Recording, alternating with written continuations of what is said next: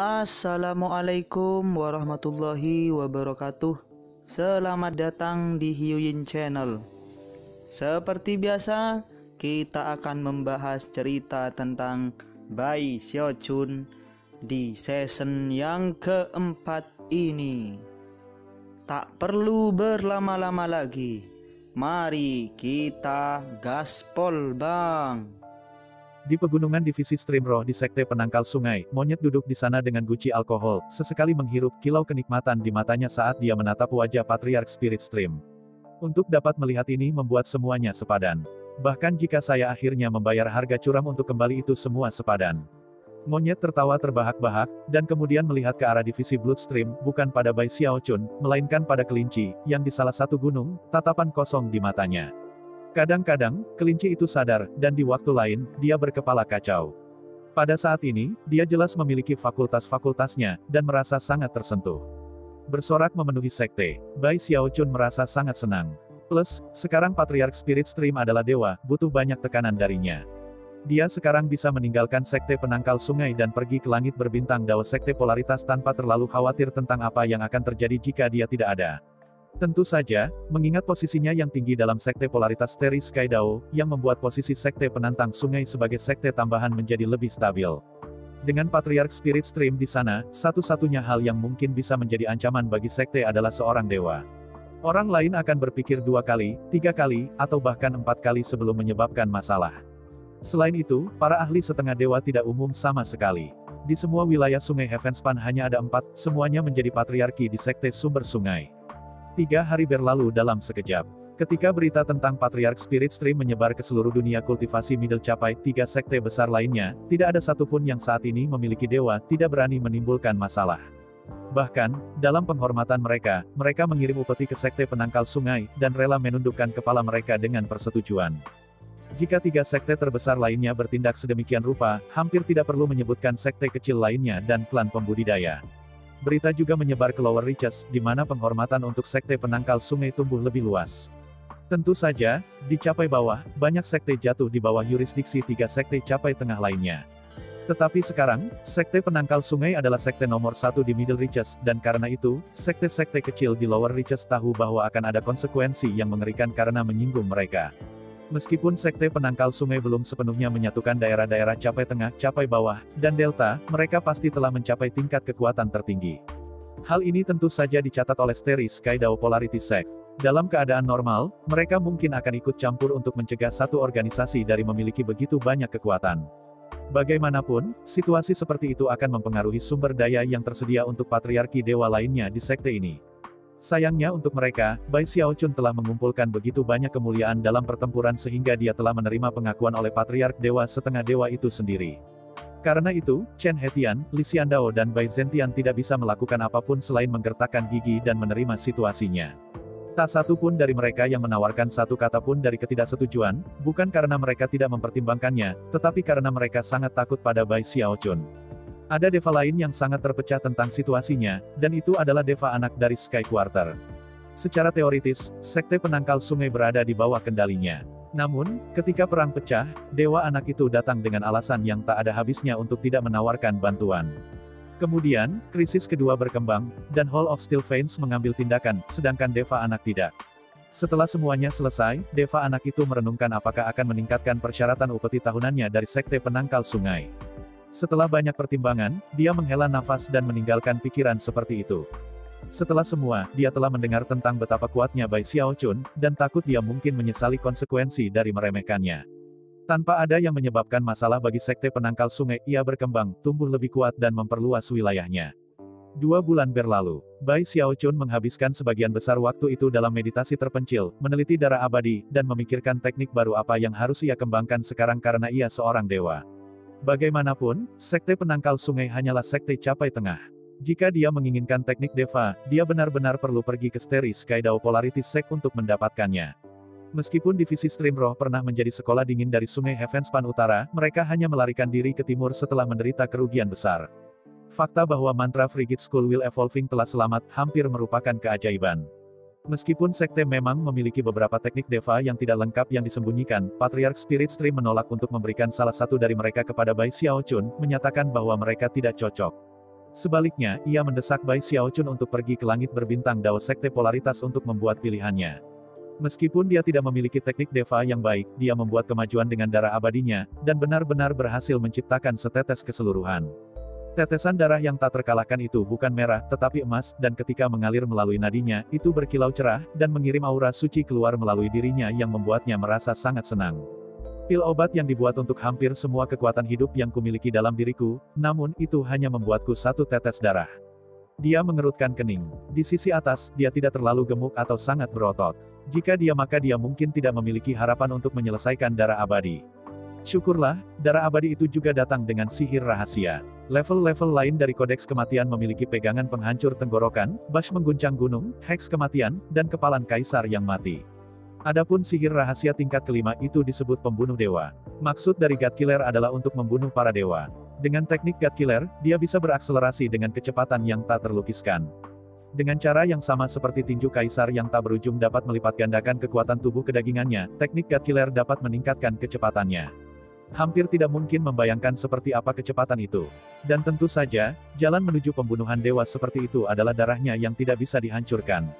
Saat mengolah darah yang tidak mati, darah seseorang tidak bisa dihancurkan secara abadi sampai mencapai lingkaran besar. Sebelum itu, dimungkinkan untuk menyalakan teknik God Killer dengan Undying Blood, dan menggunakan sihir darah itu untuk mencapai kecepatan yang tak terlukiskan. Dengan kecepatan seperti itu, dia bahkan tidak perlu melakukan serangan yang sebenarnya. Saat ia melaju dengan kecepatan yang mengejutkan, ki darah yang mengelilinginya akan memastikan bahwa ia dapat mengguncang gunung hanya dengan berlari ke sana. Yang lebih mengejutkan adalah bahwa jika dia menabrak makhluk hidup saat menggunakan teknik God Killer, dia akan dapat menyerap sebagian dari kekuatan hidup mereka. Itu hampir menyebabkan matanya keluar dari rongga mata mereka. The Undying Codex benar-benar teknik yang jahat. Aku hampir tidak percaya bahwa orang yang sederhana, murni, jujur, dan baik hati seperti aku akan akhirnya mengembangkan teknik jahat seperti ini.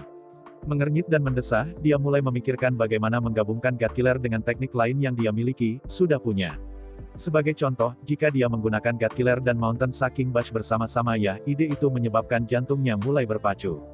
Bagaimana jika aku menggunakannya dengan pegangan perusak tenggorokan?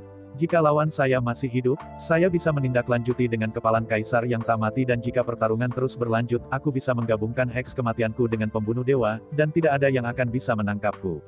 Dan itu bahkan tidak menyebutkan kemampuan surgawi saya. Jika saya melempar ke kerajaan Waterswamp, mata Dharma Heavenspan saya, atau mungkin mantra evolusi sekolah yang akan dingin. Dia tidak bisa membantu tetapi mendesah pada realisasi betapa hebatnya dia pada saat ini. Namun, menggunakan teknik God Killer membuang-buang darah yang tidak ada pun. Dan saat ini, aku hanya punya satu tetes dalam diriku. Berpikir untuk membuang darah abadi yang membutuhkan begitu banyak pekerjaan yang sulit untuk menghasilkan membuatnya ragu apakah akan menggunakan God Killer.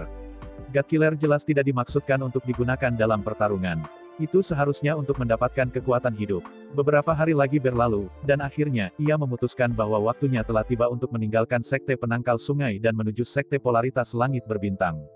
Bagaimanapun, masih ada masalah teknik devanya.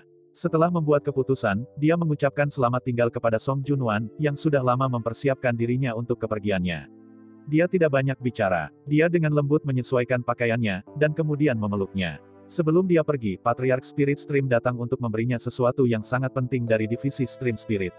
Itu adalah peti mati kristal, di dalamnya ada tubuh bayi perempuan. Itu adalah kekuatan cadangan paling rahasia dari divisi Stream Roh, semangat sejati Frigid School. Amankan dia, kata Patriarch lembut. Kamu satu-satunya di divisi Stream Roh yang bisa melakukannya. Amankan dia, itu adalah misi kami yang paling penting. Patriarch, Bai Xiaochun berkata, ekspresi kaget di wajahnya. Dia mengira Patriarch datang untuk memberinya benda ajaib, atau mungkin benda langka lainnya. Dia tidak pernah bisa membayangkan bahwa hadiah itu benar-benar akan menjadi semangat sejati Frigid School. Patriarch, aku pikir itu tidak pantas bagimu untuk memberiku semangat sejati ini. Dia sangat penting, dan aku sangat canggung. Bagaimana jika saya tidak sengaja menjatuhkannya atau sesuatu? Jika sesuatu yang buruk terjadi, mengapa kamu tidak memberikannya kepada orang lain?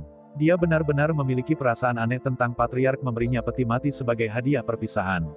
Meskipun peti mati berisi roh yang benar itu masih sangat aneh, dan tampaknya tidak terlalu menguntungkan sejauh menyangkut Bai Xiaochun. Bawa dia bersamamu, Stream Roh Patriarch diulang. Alasan dia memberikan peti mati dan semangat sejati untuk Bai Xiaochun adalah karena semua panggilan dekat yang mematikan yang telah dilalui oleh Sekte Pembela Sungai. Untungnya, kembalinya Bai Xiaochun memastikan bahwa semuanya berjalan dengan baik pada akhirnya. Tapi Patriark Spirit Stream masih khawatir tentang apa yang bisa terjadi di masa depan. Dia tidak ingin bertaruh dengan roh sejati. Oleh karena itu, ia memberikan peti mati kepada Bai Xiaochun, yang menurutnya akan lebih aman daripada menyimpannya di sekte penangkal sungai. Yang paling penting adalah kenyataan bahwa itu adalah saran dari tuannya, si monyet. Meskipun Patriark Spirit Stream sekarang menjadi dewa, dia masih memiliki penghormatan abadi untuk gurunya. Bai Xiaochun bisa melihat seberapa ditentukan arus roh Patriark. Sepertinya dia tidak mau menerima jawaban. Merasa sakit kepala datang, Bai Xiaochun menatap peti mati. Kenapa kita tidak membicarakan ini sedikit, Patriark? Saya pikir itu tidak tepat. Bagaimana jika ada kecelakaan? Tidak akan ada kecelakaan, dan tidak perlu diskusi. Bawa dia bersamamu, Xiaochun. Dengan itu, Patriark Spirit Stream menggenggam tangan dan membungkuk dalam-dalam. Menghela nafas, Bai Xiaochun menggelengkan kepalanya dan menatap bayi perempuan di peti mati kristal. Matanya terpejam, membuatnya seolah-olah dia sudah mati. Namun, Bai Xiaochun tahu bahwa dia tidak mati, hanya tidur nyenyak. Dulu ketika dia menyatukan sekte bawah capai untuk menyerang Sky River Court, bayi perempuan itu terbangun dan berubah menjadi wanita muda yang seperti dewa. Sebelum tertidur kembali, wanita muda itu telah melihat jauh ke dalam mata Bai Xiaochun, dan kemudian mengungkapkan kepadanya formula rahasia untuk pil penolak sungai. Aku hampir tidak bisa menjaga diriku sendiri, apalagi semangat yang sejati. Pikirnya, mengerutkan kening pada dasarnya berpikir untuk menjadi ayah yang tinggal di rumah. Namun, dia tahu bahwa gadis kecil ini sangat penting bagi divisi Stream Roh. Bagaimanapun, Patriark Spirit Stream telah mengatakan kepadanya sejak lama bahwa alasan asli mengapa Spirit Stream Sekte ingin membuat jalan mereka ke hulu adalah demi gadis ini. Setelah lebih bimbang, Bai Xiaochun memandang Patriark Spirit Stream dan kemudian kembali ke peti mati kristal. Akhirnya, dia mengangguk dengan enggan. Tidak peduli seberapa besar dia ingin menghindari menerima peti mati dan bayi perempuan yang sangat misterius, dia benar-benar tidak punya pilihan. Ketika Patriark Spirit Stream melihat bahwa Bai Xiaochun setuju, dia menghela nafas lega. Setelah melihat terakhir kalinya pada bayi perempuan di peti mati, ia meninggalkan gua abadi Bai Xiaochun. Ah, terserahlah, pikir Bai Xiaochun, menggelengkan kepalanya dan mendesah. Dia melambaikan lengan bajunya, menarik peti mati itu ke dalam tasnya. Ketika dia melakukannya, dia tiba-tiba teringat sesuatu, dan berteriak, aku tahu kamu ada di sana, kura-kura kecil. Kamu dengarkan, bertingkah, kamu sama sekali tidak diperbolehkan mengganggu gadis di peti mati itu. Meskipun dia tidak mendapat jawaban, dia yakin bahwa kura-kura kecil itu telah mendengarnya. Setelah meletakkan peti mati, ia bermeditasi sepanjang malam, dan kemudian bangkit pada waktu fajar. Terbang ke udara di atas sungai Devin Sekte, dia melihat ke bawah dan menghela nafas, kemudian berubah menjadi seberkas cahaya yang melesat ke arah langit berbintang Polik Sekte Dao. Dulu ketika saya meninggalkan Starry Sky Dao Polarity Sect, tidak banyak orang yang mengenal saya. Tapi segalanya akan berbeda sekarang. Berpikir puas tentang basis kultivasinya, dan bagaimana dia adalah dewa ke-6 di Sekte Polaritas Langit Berbintang Langit, dia tidak bisa tidak mulai bersemangat. Aku ingin tahu bagaimana keadaan penginapanku. Dan apa yang telah dilakukan Big Fatih Zhang dan Su Baochai. Kembali ketika sekte itu dalam bahaya, mengapa mereka tidak kembali untuk membantu? Dia tiba-tiba mulai merasa agak gelisah. Tidak masuk akal jika Big Fatih Zhang dan Su Baochai bertindak seperti itu. Apakah ada sesuatu yang terjadi pada mereka? Pikirnya, sedikit mempercepat. Mengingat tingkat basis budidayanya, tidak butuh banyak waktu atau usaha baginya untuk melewati capai tengah. Tak lama, dia berada di perbatasan Starry Sky Dao Polarity Sect. Ketika dia mendekati, dia merasakan 3 aura menjangkau untuk memindai dia. Hampir segera, mereka menyusut kaget. Beberapa saat kemudian, 3 orang terbang keluar dari gunung terdekat di mana mereka menggenggam tangan dan membungkuk ke arahnya. Ditemui dengan baik, Patriark Bai.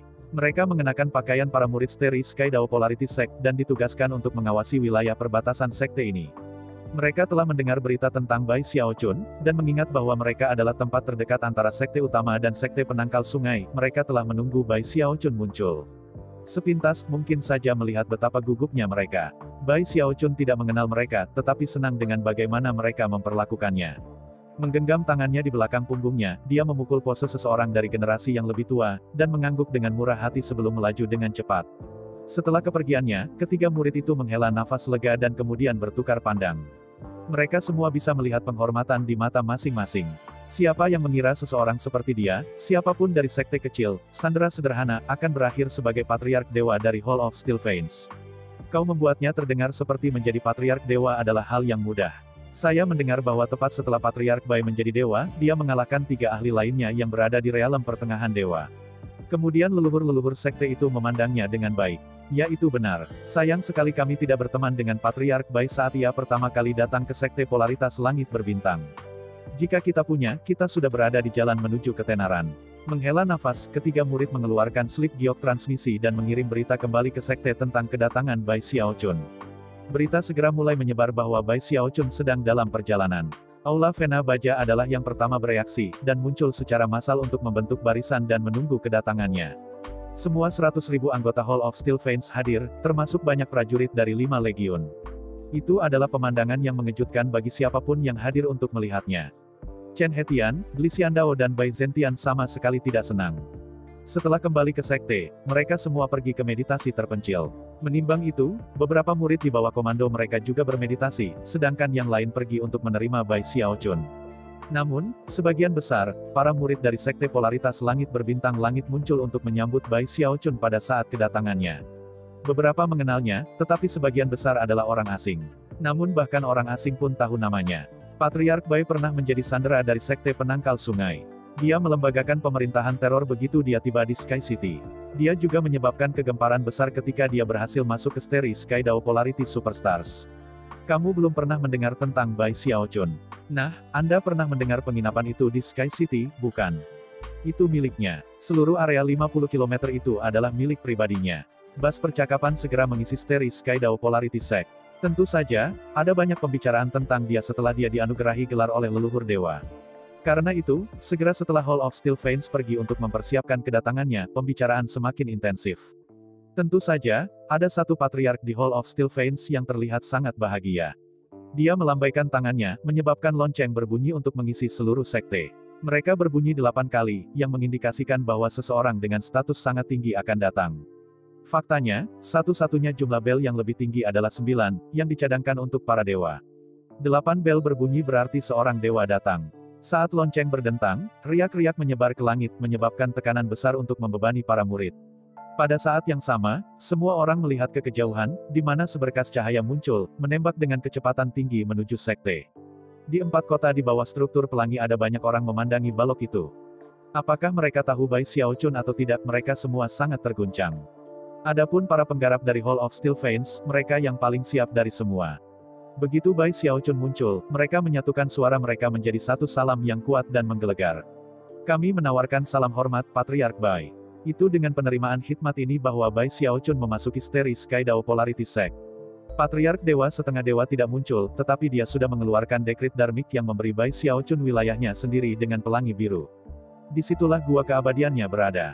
Di masa lalu, hanya ada 5 orang yang memenuhi syarat untuk hidup di pelangi biru, tapi sekarang ada yang ke-6. Apa yang meninggalkan para murid dari Langit Berbintang Dao Sekte Polaritas bahkan lebih terguncang adalah pengetahuan bahwa Patriark Bai Xiaochun ini bukan dewa biasa. Bahkan setelah baru saja mencapai alam dewa, ia mendominasi 3 patriarki dewa lainnya, dan juga membunuh 3 dewa dari capai tengah. Pertempuran prestasi seperti itu pada dasarnya menantang surga.